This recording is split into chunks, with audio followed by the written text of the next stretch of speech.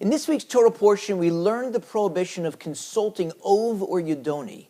Those were sorcerous or magical practices that claimed to be able to predict the future. The commentators debate what the underlying reasons might be for the prohibition. Perhaps it's due to the fact that it's so obviously nonsensical, someone claiming to be able to predict your future. I see aliens.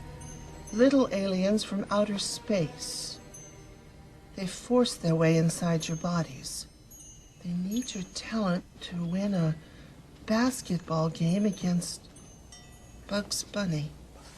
That's it. We're out of here. We're leaving now. Let's play some acupuncture. Good idea. Bye. Or, even if there is something to it, it's misplaced faith because you're putting your faith in something other than God.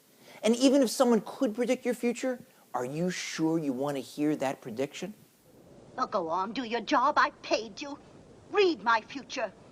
I see your remaining days as a tedious collection of hours full of useless vanities.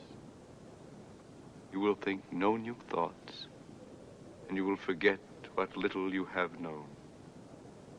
When you die, you will be buried and forgotten. And that is all. And for all the good or evil, creation or destruction your living might have accomplished, you might just as well never have lived at all. In the very next Torah passage, we learn the law that requires us to stand up for and honor the elderly, people aged 70 or over, and Torah sages. It's a beautiful law and a beautiful thing to stand and show honor to an elderly person or a Torah sage when they walk into a room. What's the connection between those two passages appearing right next to each other? One commentator explains that if you go consult a sorcerer to try to predict the future, it's an inappropriate shortcut. And as we've said, it's misplaced faith.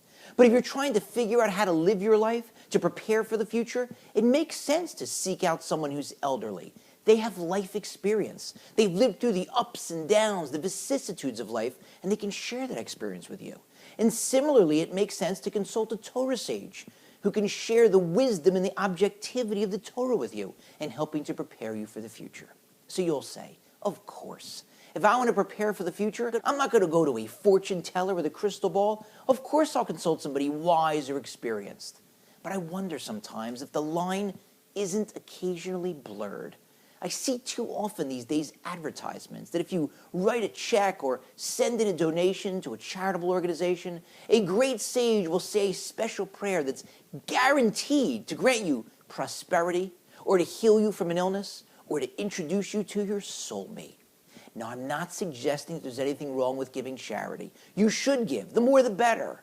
Nor am I suggesting that there's anything wrong with asking a great sage to pray for you. I'm sure it helps. But to expect that writing the check or asking a sage to pray for you alone will sway heaven in your favor seems to be an inappropriate shortcut. Another example of misplaced faith. You've got to also be willing to add on to that the all-important commitment of your own to grow and to improve. And there's one more lesson. Because you can read the passage of you should stand before the elderly as you should stand up before you become elderly.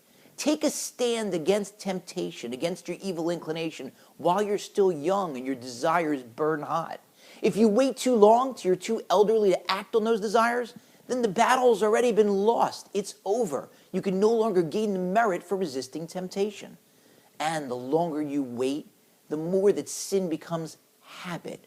You become desensitized or insensitive. And so the earlier you start, the better chance you'll have to win that battle. So start early. Start young.